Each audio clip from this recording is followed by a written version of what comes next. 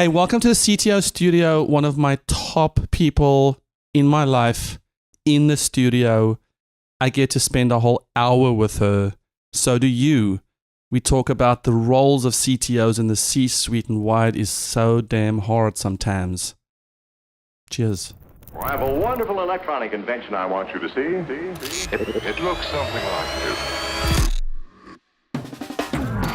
Welcome to the CTO Studio. I'm your host, Etienne de Bruin. The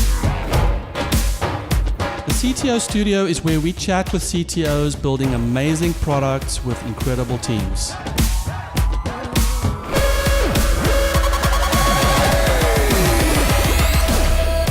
Have you chatted with a CTO lately? Welcome to the CTO Studio. I have probably one of the most important people in my life sitting to my left. I met her, should have met her when I was born, but I met her 10, is it 7? About 7 years. Almost. And Michelle Saul, the founder and president of Possibilities Consulting, was my first ever coach. Do you mind being called a coach? Not at all. And it was the first time where I had my oh shit moment, like I don't know what I'm doing. And Michelle came into our startup, and the benefit was at that time you worked with all three of us individually. That's and right. Togetherness. And It was huge. it was mind-blowing. It was a wonderful experience for all. When you walk into a company, Mm-hmm. generally what do you feel when you see the tech lead, the CTO? What do I feel? You want a feeling word? You look at them and you think, First feeling that comes up for me with most tech people is a giant, overwhelming, heartfelt compassion. You poor thing. they want you to do everything. Yeah. Are most CTOs in that situation where there's just more work than they can handle? Or is it just every executive? Most executives and CTOs, I think, are especially stressed because they're the easiest one that gets the finger pointing to them and say, well, it would be okay if. They get blamed for a lot of shit. And Can I say that? please. They get blamed for a lot of shit. And then they're forced to create, you have to have this done by, and you need to give me a specific deadline. And they try not to look like a deer in the headlights, but mostly they just want to say, are you fucking kidding me? You can't do this. This is going to be good. Do you It can't be done. And then they get mislabeled as the bad guy who's always saying no, and you don't understand, you're not being a team player. And I just don't think that's fair. I think our subscriber count, Eric, is shooting through the roof right now. Do you think they get blamed? And I know every office has its own challenges. Sure. But for the CTO, do you think they get blamed because of the fact that they're executing inside of a tech company? So it's the nature of the industry and the trend? Or do you think it's their personality? Mostly that yes, they're not. Yes. And one other piece. So the first thing that you said, that sort of the nature of the beast, the personality who's drawn to a CTO role, technology role, and has risen magically to this high level. And I think in general, most human beings don't have a clue what you do. Oh. And so the CEO doesn't want to look stupid. Oh. They want to look really smart, and everybody wants to look like they understand.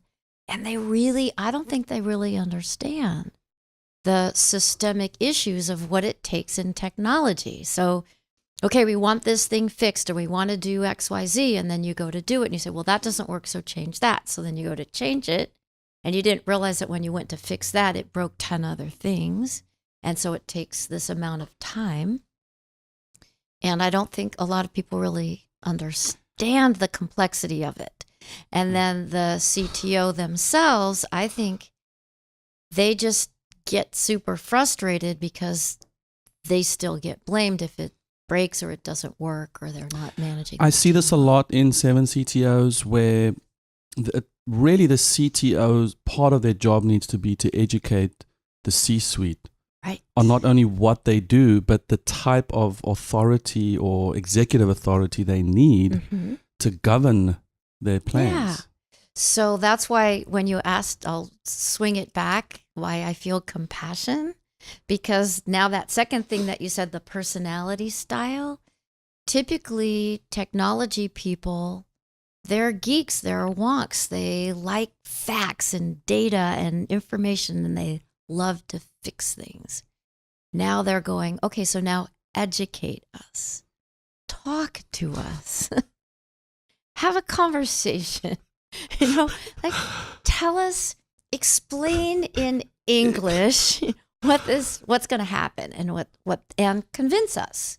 And so they need to have this sales component because now they're being expected to convince their executive team of why this will work or why this won't work or why they need this extra time or why they need this new technology or why they need to hire more bodies. And they're not salespeople. Do you see, so just to foster some empathy,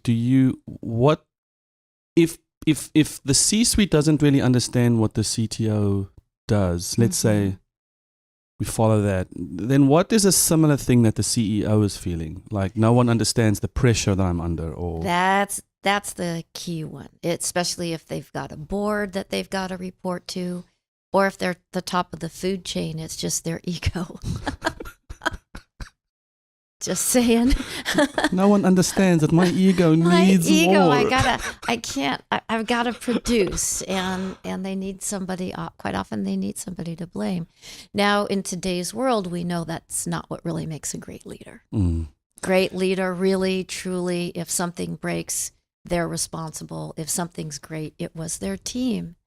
And I think with sales, like a VP of sales, it's relatively easy to know if what they do because they've got to sell the thing, and you measure them by the numbers. Right. The marketer, I guess, might be somewhat akin to the CTO because I don't think anyone knows what the fuck they're doing. Well, that's right. And here's the other thing. See, the salespeople, they produce revenue. The technology people cost you money. Yeah. And so the CEO will spend this much on the C-suite and on the revenue generating folks. The folks that cost them money, not so much. And then of course any investment on the cost side eats into profits, which eats into bonuses, which So it's a really interesting role to take on. And I did hear that of all the C-suite positions, the most short-lived, highly volatile office is the CMO. That the marketing people are the ones who get kicked out faster than anyone. Do you see that in your work, or? I don't know that. I mean, it could be a combination that they get kicked out, and it's also a different personality that they just also get bored and want to go on and move on to something. Like they kind of master it at that moment in time. And then if they can't get their ideas heard or listened to, they just move on. Do you have any advice off the top of your head for a CTO that is realizing that they are not being heard by their C-suite, that they're constantly being blamed, that they're not coming across in their sales effort, they can't convince the board or the C-suite of their plans, and they might be realizing, hey, I wasn't cut out for this. This is not what I signed up for because I love technology. Do you have any sort of, do this? Well, yeah. Doesn't involve a brain transplant. Well, sometimes it does. It's not transplant, but I would say transformation. That really like is seek it. What it takes. Seek transformation. Recognize that you need the transformation. It's not a slight tweak or an adjustment or a... And it's a lifetime thing. For example, to me, it's not just about why are you not being effective? What's happening? What are you doing? How are you saying things that are causing you, judging by results, to not be effective in the C-suite or with your team.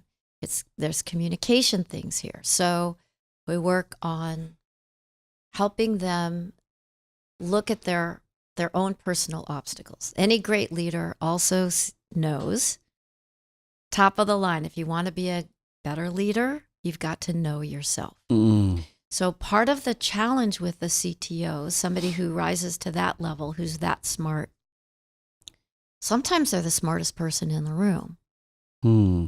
Not always so helpful. I think the subscriber count is going up again.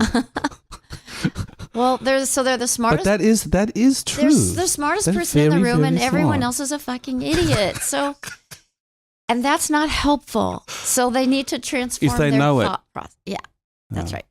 And so that's why the compassion. No, wait a minute. Are you saying they think they are the smartest, or are you saying they just are the smartest? Sometimes both. Sometimes they really are just the smartest person in the room. However, they don't have the emotional intelligence to be able to for them to have the compassion, the empathy, the communication skills to really be able to sell their idea and to share their actual feelings or their excitement. And so they sometimes will just show anger or frustration or disappointment. And great teams need more emotional component than that. And that is why the work that you're doing at Possibilities is not only much needed and critical, but it's transformational. As I have been part of one of the seminars, and it's still a part of me.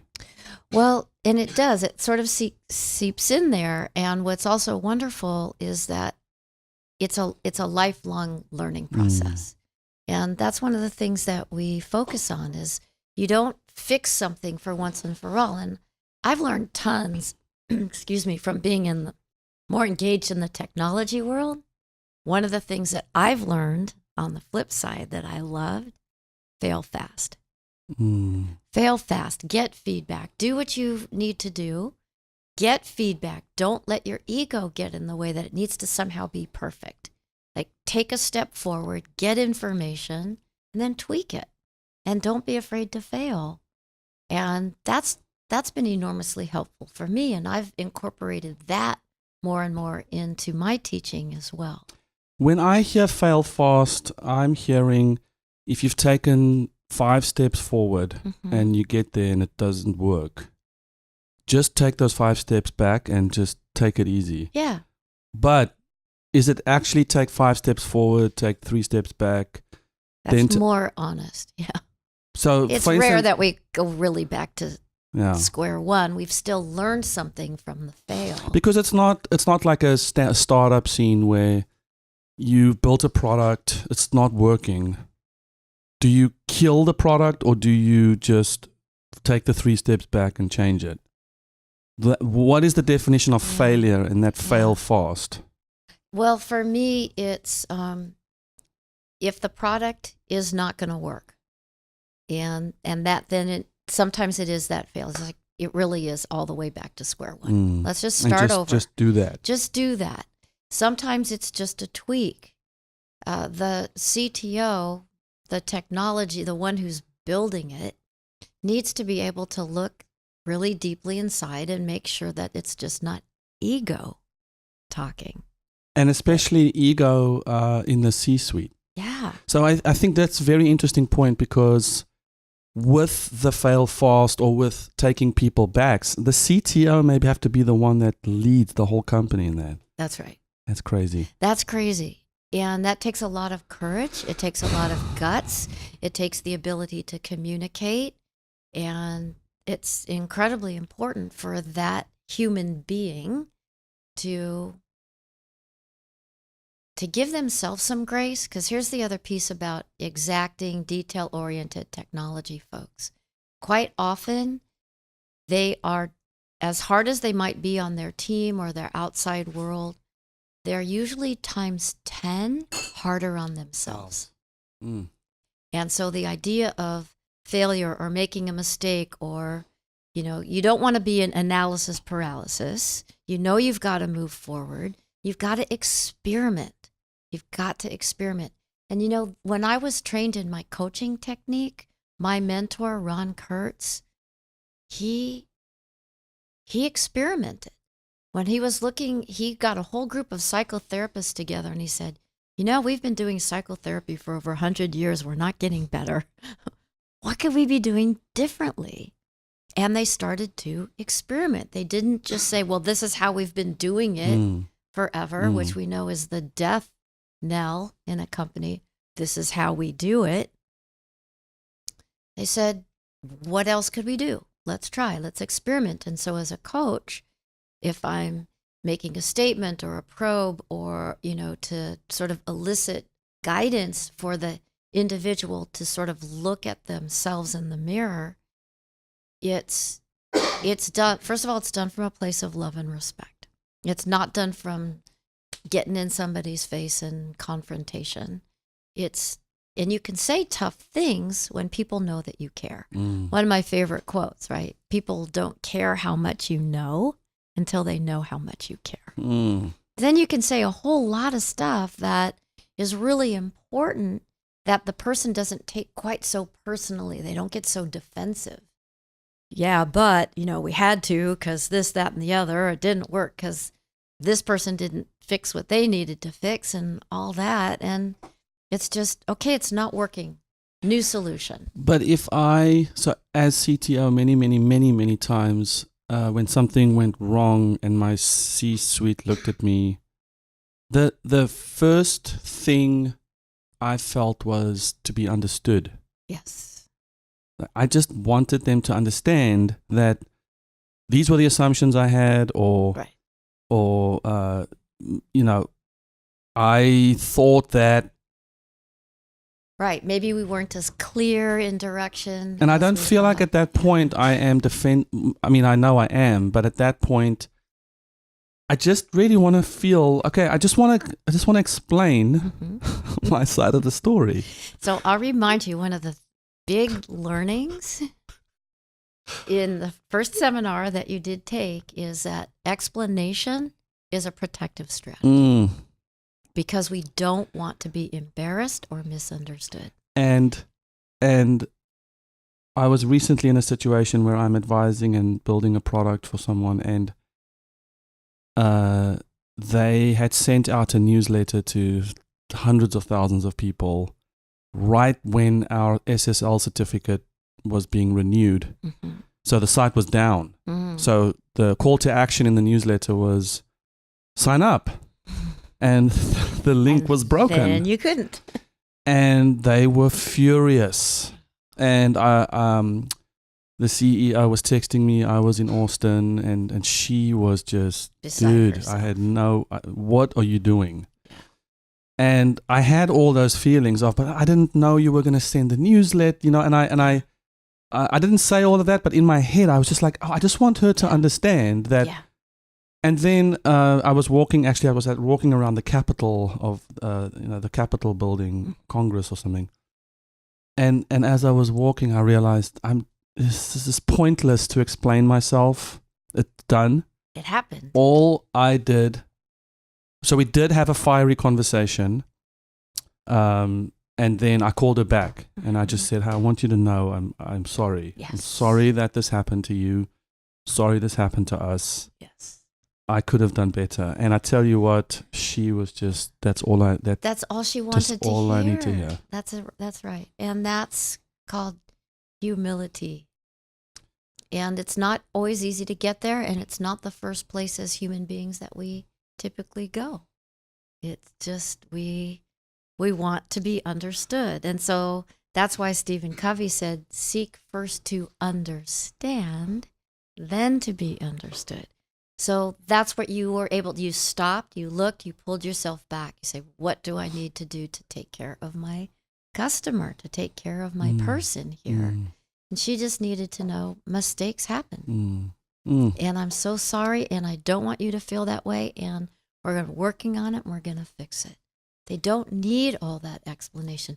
When we go to that explanation, that is when even though we're just attempting to defend the situation, 9 times out of 10, it's just going to come across as defensive. Yes. And we get defensive when we are afraid of being hurt again. And we don't want to be hurt. We don't want to be misunderstood. So we explain. It's amazing how are humans just born that way? Mm-hmm. We just don't want to hurt. We don't want to hurt each other, and we don't want to be hurt. We don't want to be hurt, and we don't want to feel stupid, and we don't want to look foolish. And so we put up all these barriers to entry, puff ourselves all up so that we can get along in the world. One of the things about you brought up emotional intelligence, which is a game changer. Mm-hmm. Or at least it was phrased in a way. I'm sure it's been around forever, but was it Gold? What was his name? Goldman. Daniel Goleman. Goleman. The thing that I always find interesting about emotional intelligence is this term self-awareness. Yes. Because it's such an easy thing to say, but it is so borderline, infinitely hard to do. Yes. And it's like, hey, all you got to do to be emotionally intelligent is just be self-aware. Be aware. And that's just the first quadrant. I mean, that's just the first quadrant. Know thyself. Yeah, and it is absolutely, because to do that, you have to be willing to be an observer of yourself. Yes, you have to be able to stand back and say, I see what you're doing right now. Yeah. This is where you're headed. Yeah. And that's hard for us. We don't really like to do that. And so, what we pay attention to determines what we see. What we pay attention to determines what we miss. And if I'm paying attention to and looking at what's happening out there in the world, and I'm focusing on looking for the flaw so that I can feel better about myself, I'm going to find the flaw. And that's what I'm going to go for. Now, a lot of technology folks are looking for the flaw, not because they're trying to rip people down. It's actually the exact opposite, which is why you so often feel misunderstood. It's because you're wired to fix things. Yeah. And we are rewarded when we find the flaws. Yes. And then that's okay, great. Now fix it. Right? Now. Yes. Okay. Yes. And so you have the skill to find it because of years of experience. And but then you have the response of, well, now I've got to fix it. And then counterintuitively, looking for the flaw all the time can also get you into trouble. Yes. Because then you go, oh, well, no, you can't do that. And the CEO says, well, why can't you? I don't understand. Why do you just say no? And so we're back, right? And while it also might work really well to look for the flaw at work, it's not so great in our personal relationships. You don't always have permission from the people in your lives, your spouses, your partners, your kids, to just keep looking for what's not working. So that's why we work so hard in the seminars and when we work in-house with a company, with a client, or with the CTO, to help them to see, okay, I get that you're wired to look for that. Can you also expand on that and train yourself to also see what's working? Not just be on that one path. So I heard a joke the other day. I was with a group of engineers, and it was, the classic, here we've got this right on the table here, right? So an optimist looks at that and says, that glass is half full. The pessimist looks at that and says, the glass is half empty. Well, the engineer looks at that and says, why don't you get the right size glass? That's not the right size. Just get the right size glass. So I want to, you mentioned, just to kind of finish off that topic, we talk about the leadership and self-deception. Yeah. By the Aubrey. Book. Yeah. So you said that one of the nuggets that you took away from that is sort of that we only see the world through sort of a narrow filter. Right.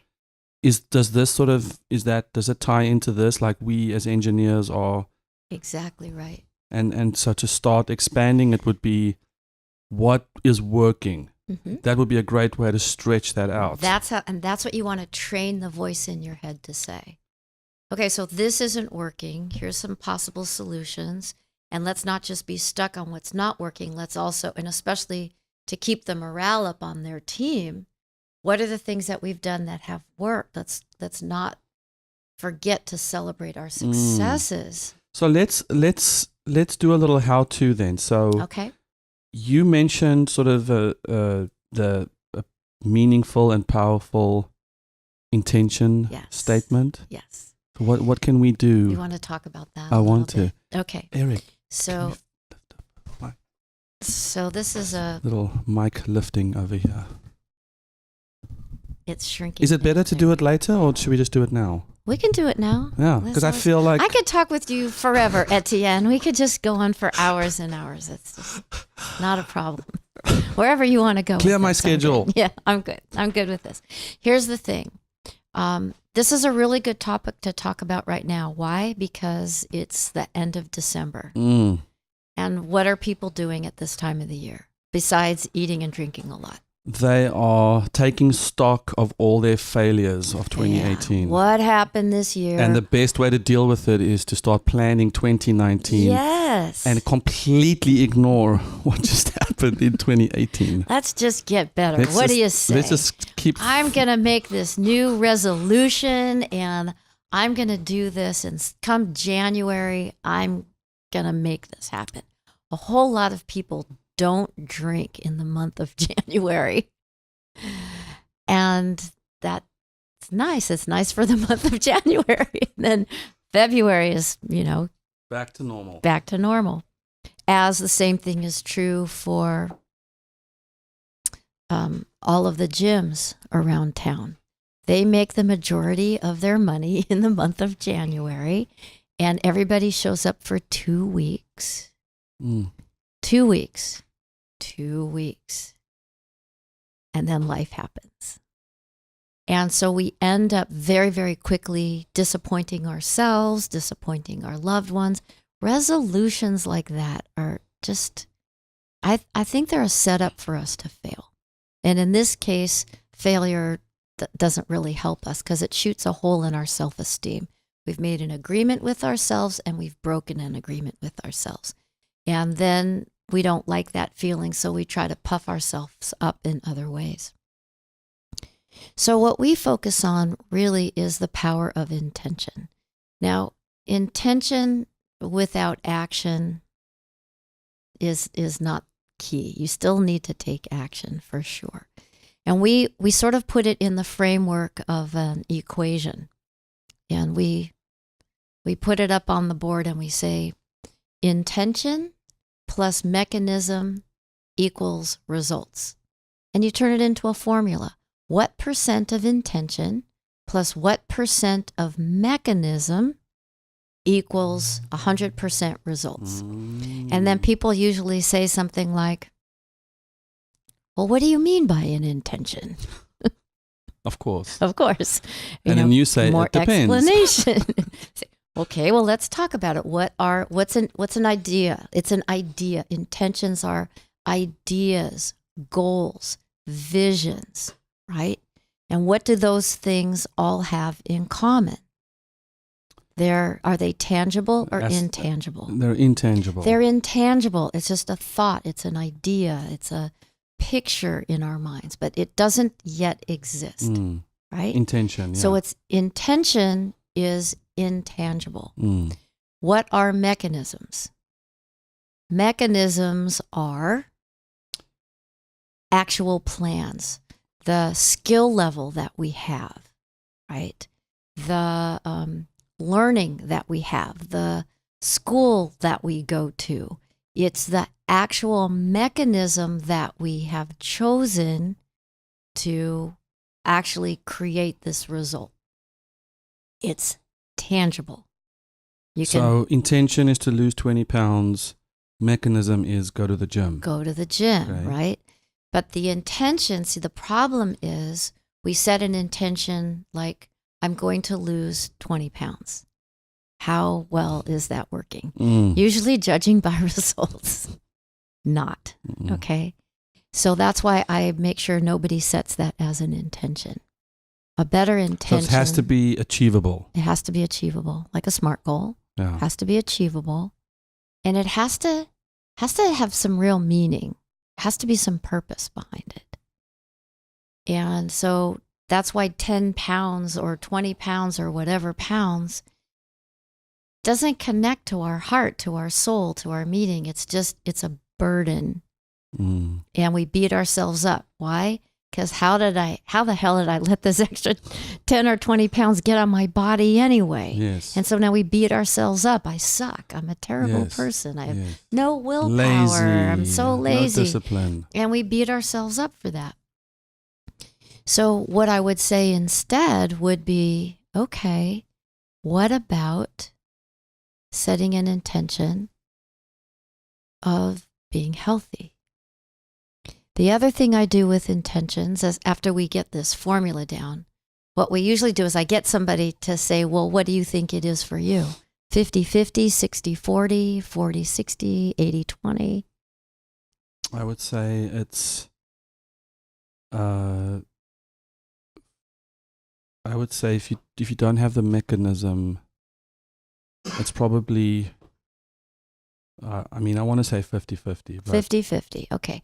So I'll survey the room, right? And we'll get all different kinds of percentages. And then I'll get them standing up. I'm not going to do the giveaway, but we do an actual physical exercise with everybody in the room that is pretty eye-opening, that shows that there was one intention. And basically, so I will give a little giveaway, get from point A to point B in the room. That's the intention. That's the intention. Yeah. That's all you need to do. Yeah. Okay? And then however many people are in the room, there's that many mechanisms. Okay? So what caused you to get crystal clear that you were going to get across the room? Because your intention was crystal clear. You were not going to be left behind. You were going to make that happen. And because you got so clear in your intention. The mechanism didn't matter. The mechanism didn't matter. Wow. It appeared. Wow. You remember the movie Crusader, Raiders of the Lost Ark, The Last Crusade? Harrison Ford, sort of, kind of. Yeah. There's this moment in time where I think that movie is huge in South Africa right now. All right. Well, there you go. Just got released. You might have just lost some subscribers in South Africa at the end. What happens is, Harrison Ford, he's being chased. And if they catch him, he's going to die. Okay? So he's running through this tunnel and he gets to the end of the path and there's a giant chasm. Perfect Hollywood. Perfect. They're going to catch up to him. If he steps off, he's going to die. If he waits, he's going to die, right? And you can see that there's an opening to the other tunnel on the other side of the chasm, but there's no way to get there. No way. No mechanism to get there. He's got to get there, and nothing's going to stop him. So he takes the first step, and he steps into the abyss, and there's actually a bridge there. It just couldn't be seen. Wow. Until he took the step. When we get crystal clear in our intention, it's literally 99%. That is amazing. Think about anything that you are crystal clear you are going to make happen. You made it happen. So the fallacy of saying the road to hell is paved with good intentions is a fallacy. Because they might have been good intentions. They were not clear intentions. There was something missing that we weren't crystal clear about. So if I was crystal clear about losing 20 pounds, if I was clear about it, the mechanism of time in my day, making the time, where am I going to go? That's correct. The other thing is I don't encourage people to say 10 pounds, 20 pounds, whatever pounds. I encourage people to say that you deserve to be healthy. And the other thing that I do, and I'm going to give you another tool for your toolbox. Thank you. And that is, once we get clear that it's really 99% intention, and yes, we need the mechanism. For sure, we need the mechanism. I also hold a belief that the mechanism will appear when your intention is clear. You'll get yourself to school, even if it means taking out a loan and getting the extra. You'll figure it out. It's in service to... Correct. It's in service to what you know is exactly how you want your world to be. So when we make these New Year's resolutions, they're so big, they're so broad, and it's for the whole year. It's inevitable we're going to fail.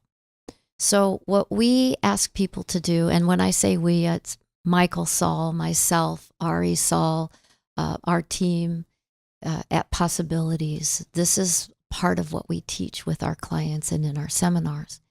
And we say, look, chunk it down.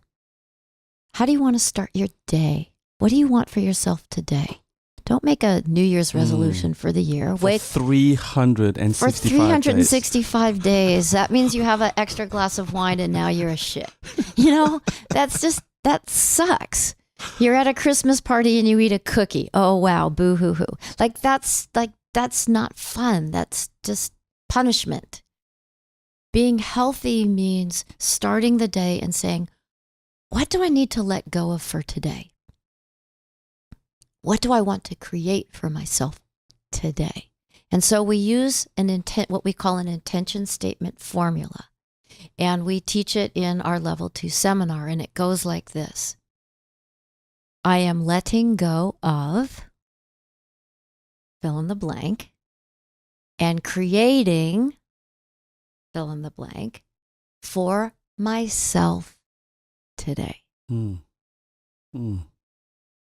that's what you do. You start off the day. A lot of folks, when we teach them the skill in the seminars, they start doing that on a regular basis, and amazing things start happening for them. And they also choose a learning partner. So oftentimes, or even with the whole group, they start to bond, and they'll just send out to the group, I haven't done this in a week, and today I got back on track. Here's my intention statement for today. I'm letting go of and creating for myself today. And then all of a sudden, everybody starts pinging in with their personal intention statements for the day. So, for example, this morning, getting up and feeling rushed, knowing that I was coming here, I might have an intention statement like, I am letting go of feeling pressured and rushed and creating peace and calm for myself today. Wow. And then my state of being changes. I breathe, I take a deep breath, and then I tuck it away, and that's just my statement for the day. That's doable. I love that. I really love that. So what would you create for yourself? And again, this is about health for you, so claim it for today. I would create, so I would what would you let go of? I would let go of feeling guilty for not eating healthy. Yes. And I would create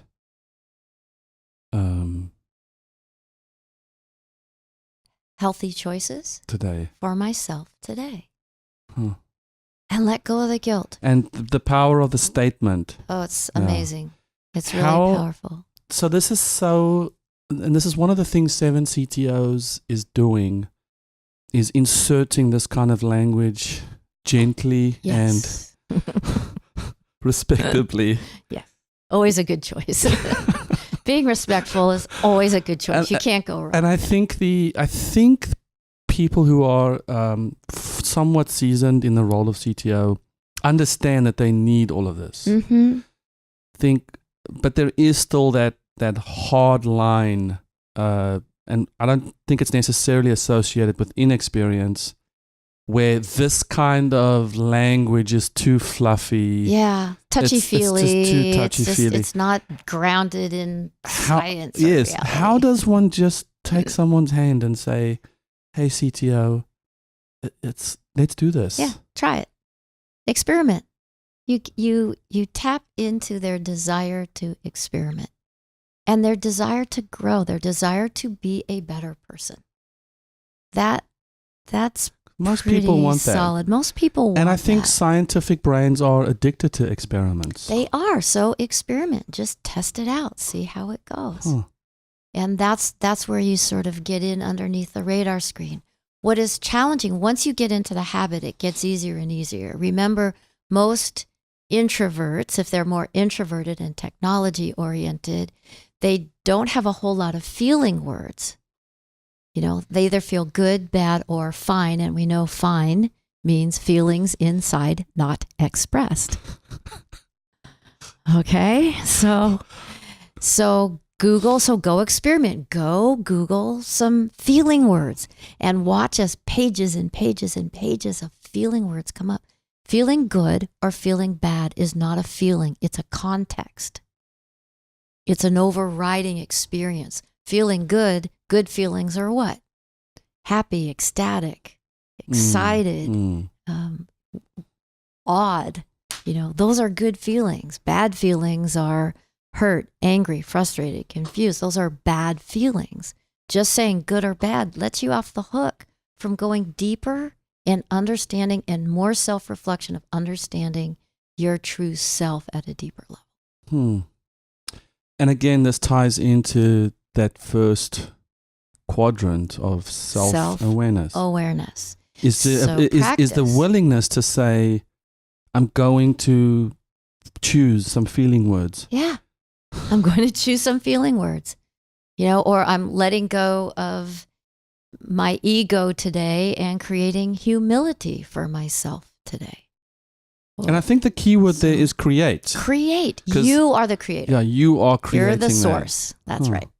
Nobody's forcing you. Nobody's making you. Do you think the higher power will be okay with us creating stuff if he or she's already done that? I believe if you have that belief system in your being, that you will read and understand that we were created with free will, which means we were created to be creators. I love it. Yes. I love it. Yeah. So tell me about Tesla, Nikola Tesla. Yes, you asked me. You were about to tell me a story, and then I said, wait, let's put it on the audio. We got a Tesla 5 years ago, and it's been like my favorite car ever. And in order to support the electric car, we put solar panels on our roof, and because we want to be better stewards of the planet.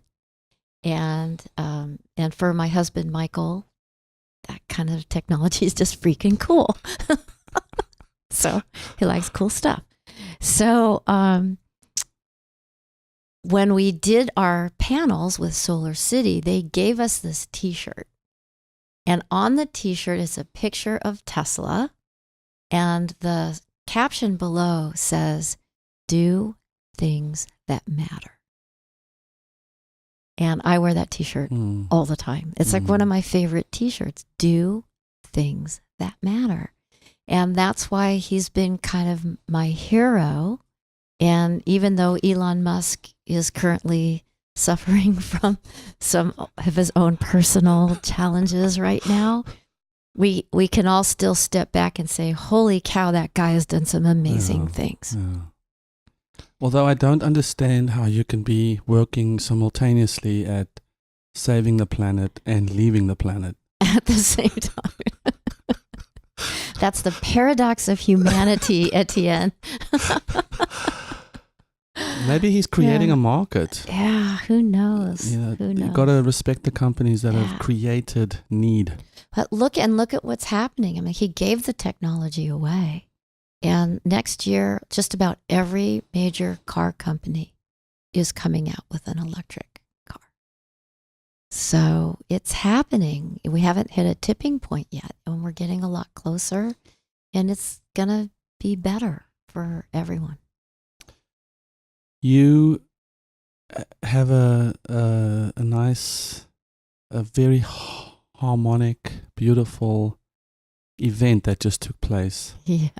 Sort of a beautiful full circle. Full circle. Oh my and gosh. Just thinking about what happened makes me filled with happy thoughts. Okay. So I would also say that this story that I'm about to tell also illustrates the power of intention. Okay, on a bigger plane. So Michael and I met in 1979, which means May of next year, 2019, will be the 40th year of our having met each other and formed our partnership. And we've had an amazing cycle of ups and downs in businesses and raising 3 children, and we now have 4 grandchildren, and life is very sweet. And every year we do our check-in at the end of the year, like a lot of people do. How did this year go? What would we have done differently? And we've always asked ourselves, do we have any regrets? Because we don't want to live our life in regret. Regret robs us of the present moment. So we don't want to live in regret. So we've always said any regrets, even with our failures along the way. And just so I can unhinge Sure. myself from an anchor. Sure. Do you do this informally around the coffee table? Do you sit down and have a meeting? We sit down. You're like, hey, it's time for our check-in. Wow. Yeah. I want that. Time for our year of check-in. Wow. You bet. And we do it personally, just the 2 of us, and we also do it with all of our kids. And then we draw angel cards at the end as a ritual to set, intention for the year, and then we release it. That's amazing. Okay. So yeah, rituals are important. They matter, and especially with children. So we've passed that on to our grown kids, and for them, it's just part of. It's part of what we do for the new year. Wow. Yeah. So in our check-in, all these years that we've been doing this, the one thing that both of us have agreed to is that we have a little bit of regret. We've had some regret that when in 1981 we had 3 businesses that were all businesses that were in the recreation field, and 81 was a very, very bad recession, and it was a depression in Oregon. So in a nutshell, we lost 3 businesses and declared bankruptcy and went back to LA and started from scratch. So we built our business up from there. And all of these years, we've always said, if only we'd held on to this piece of property, because Michael was the owner of 1.5 acres of riverfront property on the Rogue River that was the last privately owned piece of property before the designated wild and scenic. And we've always said, if only we still had that piece of property, because Michael's had this dream of a family compound, and wouldn't that be great? And, we love to river raft and do outdoor adventures. And so we, about 3 years ago, we went and we rented the property out and stayed there with our family for a few days. And we asked the owner, would you be willing to sell? And she said, never, never, never, never, ever, ever, never. I'm saving this property for my son. It's legacy. I'm going to hand it off to my son. So 3 years later, Michael's just still going, if only, not giving up. And we had all those terrible fires last summer. And so he called the owner of the property and said, are you safe? Are you okay? I'm worried about you because, it looks like the fires are coming right up to the property. We just want to know that you're okay. And she said, we're safe. The fires have stopped. So all of us along this road are safe. And, oh yeah, I'm selling the property. And Michael goes, what do you mean you're selling the property? You were supposed to call me first. And she said, oh yeah, I forgot.